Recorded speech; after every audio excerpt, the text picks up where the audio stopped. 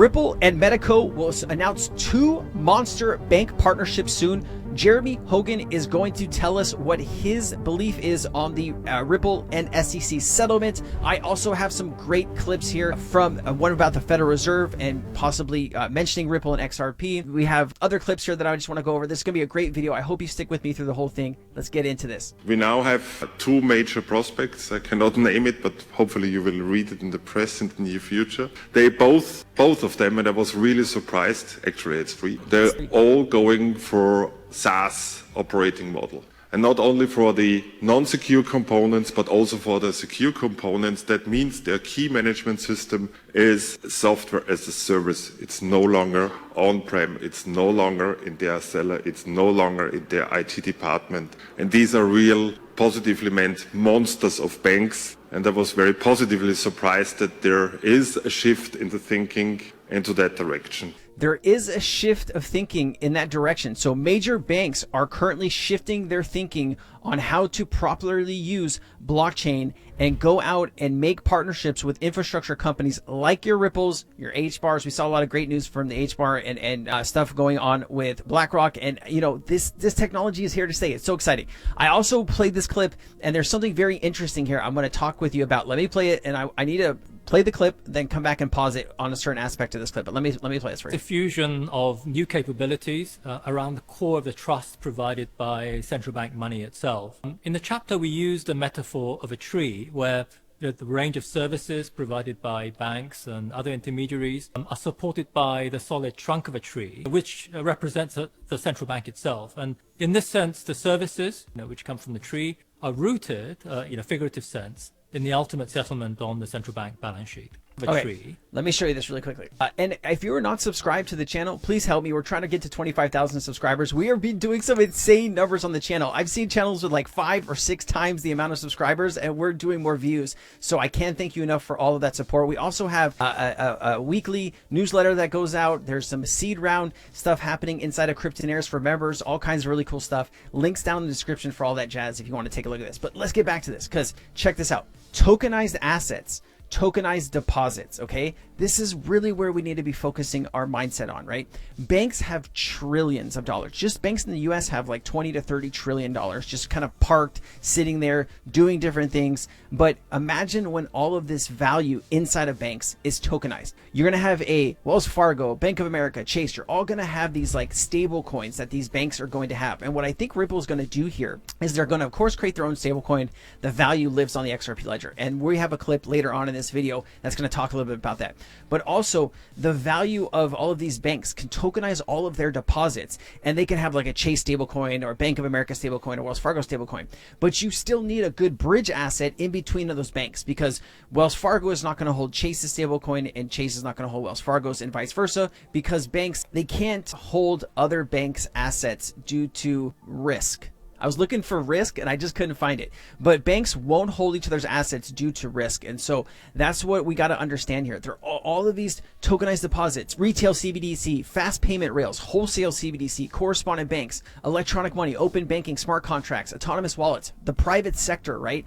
Imagine how many hundreds of trillions of dollars are around globally, and all of that value bringing on to blockchains. That's what we're waiting for, and that's what we're excited about. You can see the Ripple team is in Washington, D.C. here. A lot of stuff going on. Here is the Jeremy Hogan clip talking about when he thinks this will all be put behind us and what he thinks the fine will be. Quote, taking both discretionary and comparative factors into account, an appropriate civil penalty would be no more than $10 million. That would reflect about, I think I left some, that would reflect about blank because it's redacted, of Ripple's actual gross revenues from pre-complaint institutional sales, and would be proportionate in both percentage and dollar amount to comparable digital asset cases where there was no culpable mental state and no substantial risk of harm or risk of harm to others. Well, before Google, the SEC is requesting $1.95 billion, and Ripple says not only should there be no injunction, it should only have to pay $10 million in total because no one was harmed. They can't prove any harm to the investors or to the purchasers. And also $10 million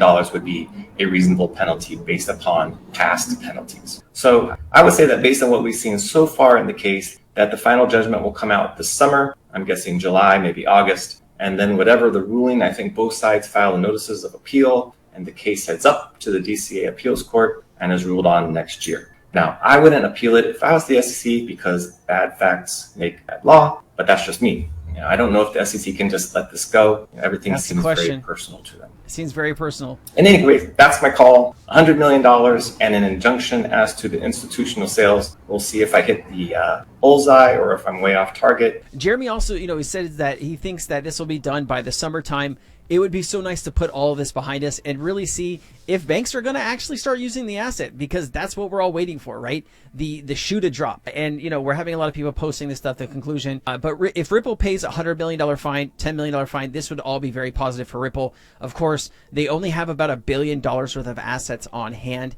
And so a $2 billion lawsuit would really... It would ruin Ripple. So I don't know if the judge is going to go that far. I don't think the judge, I think the judge kind of sees that the SEC has kind of done their whole case here on some really not, pretty shady, facts of law and different stuff. I'm not an attorney, so don't take anything as I say as legal advice, but the SEC has clearly acted out of prejudice against Ripple. They've done things in the past where everyone's just scratching their heads and they're not understanding why the SEC is treating Ripple differently. And this was all done by the past administration, right? The administration under Jay Clayton that Bill Hinman received $15 million from the Ethereum Foundation. And it's a payoff, right? It's a bribe, it looks like. So we'll see if they actually investigate that. Interesting. And so final remedies phase. We'll see what happens with XRP, right? You have Stuart Alderati and Brad Garlinghouse here at the Supreme Court. And then I got this clip. This clip I've showed in the past, but this is actually a great clip. David Aldeflatio, can't say his last name, from the U.S. Federal Reserve, okay? The U.S. Federal Reserve knows Ripple's name, right? You really don't hear them talking about any other assets, which is really makes me excited. People say, how can you trust the Fed to do the bookkeeping? I mean, like I said, my response is, well, you don't expect the Fed to kind of steal your money. I mean, if the Fed can print all the money at once, it's not going to mess bookkeeping. So, we have this big spreadsheet, the blockchain if you want, but it's just managed by the Fed, and it's very cheap, much cheaper than Bitcoin, if you're willing to delegate the responsibility to a third party. But then the downsides to all of that, of course, is you'd actually suppose you didn't want the Fed to be responsible for processing the payments. I mean, suppose, the Fed will likely impose some KYC restrictions on some purchases. They might not process some purchases that you might want to undertake. And so it was at that point that I said, well, we could, if we wanted to, extend the concept one step further. I'm not saying that this is ever going to happen, but just conceptually, you could imagine not Fedwire for all, but kind of like a Fed coin, where what the Fed would do is actually just issue these, Bitcoin-like objects, and they would enforce a par exchange rate with the U.S. dollar. That would eliminate the exchange rate volatility. But they could delegate the clearing of these payments to some third party, some sort of Ripple-like protocol, or possibly even Bitcoin. I mean, we could delegate the responsibility of processing these electronic, fedcoin payments to the miners. And the idea there would be,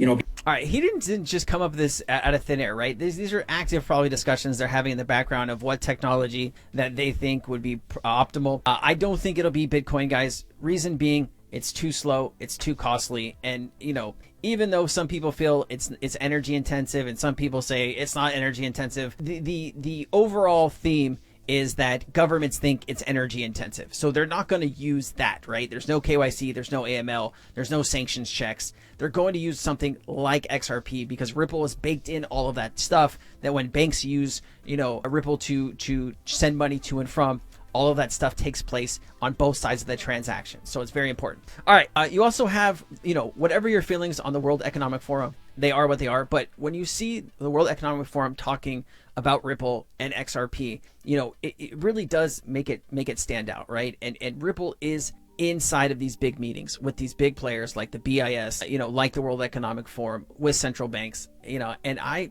just feel that XRP has the best chance as far as adoption goes through this cycle. And then you have, this is pretty much everywhere, right? And then you also have this clip. So I have this last thing I want to talk to you about. So Ripple's stablecoin enables XRP to absorb all the liquidity. Let me play this. I find also very interesting is how this ties into like the XRP price. When the precious metals market was moving, it made more sense that we're going to war. And this is because our debt is unsustainable and they need to print more money, which is going to, of course, debase the currency further, widen that wealth gap. And this is, again, why central banks all over the world are buying gold, because they are looking to position themselves and hedge against the imminent collapse of the US dollar's hegemony, not necessarily the US dollar. But the end game has always been to reset the gold price. And okay, I don't believe in the fear mongering around the US dollar. I do think debt is unsustainable right now, and there's no way, even if we did everything that we could pay off and what we've kind of established, and it just seems like spending's out of control.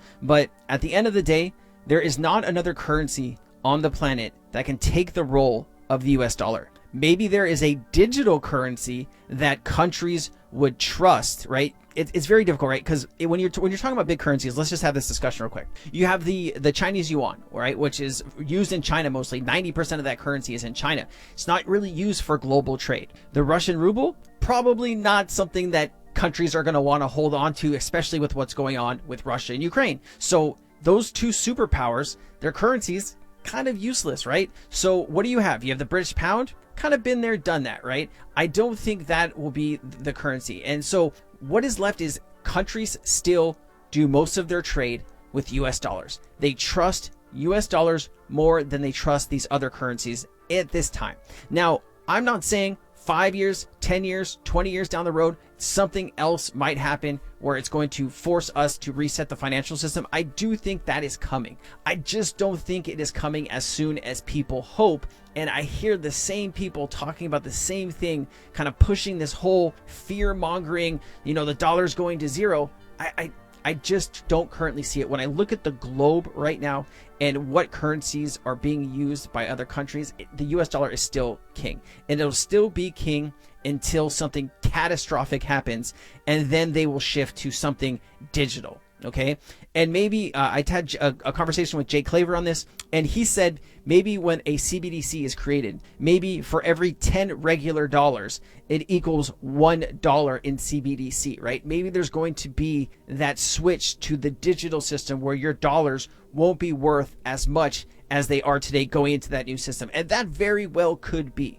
We don't really know what's going to happen with that, but anyways. Digitize it onto a blockchain node for speed, transparency, scalability, environmentally friendly. So it's not hard to see what's going on here. What I find also very interesting is how this ties into like the XRP price. Many people, I think, don't understand still what it means if Ripple is building stable coins too, and the digital asset XRP is designed to move that value. So that means that the digital asset was designed for infinite scalability. Cryptonaires is proud to present VC seed style opportunities for our members. Yes, we are getting deal flow from Neo Tokyo and several other companies that actually have extra deal flow that they need help to fulfill. What does that mean? That means Cryptonaires members will be offered seed round opportunities to some of the biggest crypto projects in the crypto space. Hands down to none, this is going to be extremely exciting, and you can take part for $99 a month. You can have access to these opportunities. Link down in the description. I hope to see you around the community. Aloha. And that means there really is no limitation to its price later on down the road. But as it becomes like universally adopted, and that's what we see happening, accepted, extensively used, which it will be eventually, at some point later on down the road, since it's riding on those rails, the protocol, which leverages XRP to move the value and set the rules for all transactions, it does at some point absorb all the money in the circulation.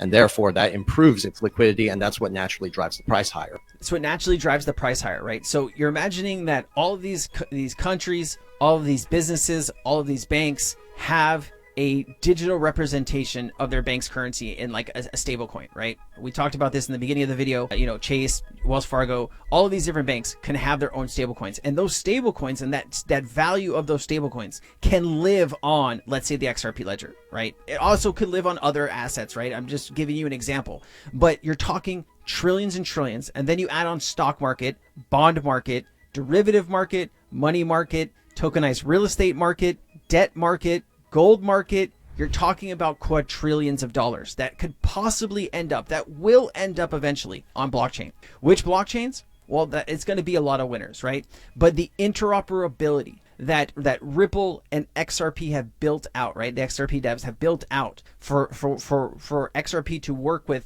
you know, EVM compatible and all these different things. That is really exciting because there's a lot of liquidity on Ethereum that Ripple is going to start kind of working on getting some of that liquidity onto the XRP ledger. And that is really exciting. And I think there's a gigantic future from all of these different things that Ripple's been able to build and achieve for the XRP token holder. And I know, you know, people like, don't put Ripple and XRP in the same boat, but let's be honest, without all of the legwork that Ripple has done, XRP wouldn't be as exciting to me, right? And maybe that you don't feel the same way, but without Ripple the company, XRP probably wouldn't be talked about as much as it is today. And I still believe that they have a great team, they have a great ecosystem, and you know, they're going to adapt. Ripple the company is going to adapt as more solutions become available. They're going to partner with more companies, partner with more banks, partner with more central banks, and that value one day will live on the XRP ledger. I'll see you next time. Thanks for being here. Aloha.